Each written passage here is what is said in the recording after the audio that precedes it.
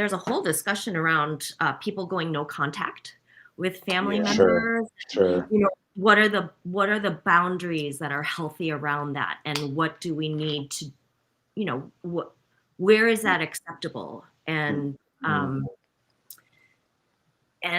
and you know, we had this in 2016, we had it in 2020, right? Hard things are happening politically or socially, and then it's well, we're not going to talk about these three things.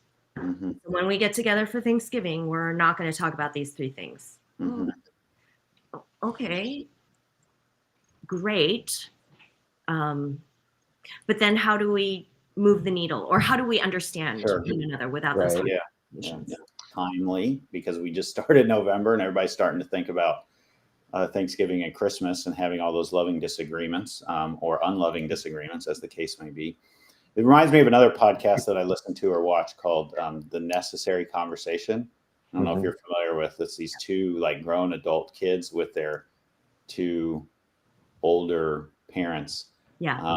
And some of it, I don't know, I sometimes feel a little voyeuristic watching this, because you're like, I can't believe that they're having these conversations online. Yeah. But they're all agreeing to do it. Like, it's all consensual. Right. Nobody's like forcing anybody, like mom and dad, to say crazy things. At least probably most of us who are watching this would say that. But you do get like this sense of like this raw honesty, sometimes very gritty.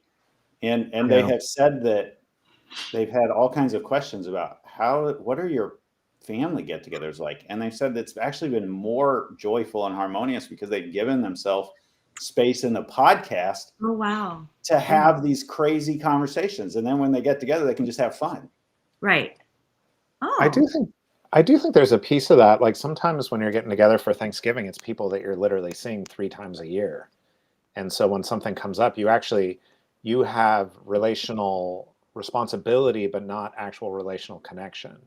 And that can create some weird dynamics that you don't know how to navigate very well. It's like Uncle George was really nice to me when I was 12, and I just hate him now. Yeah. And like, how do I be respectful of our past and that he's my uncle?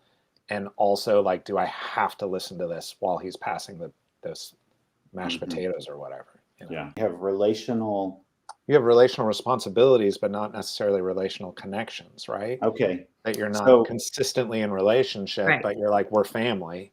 Yeah. Or you're married to my sister or my, you know, whoever. So presumably, if that's the yin, then you and Kathy are the yang of having relational connection, or I assume you do because you have a book. Yeah, we do.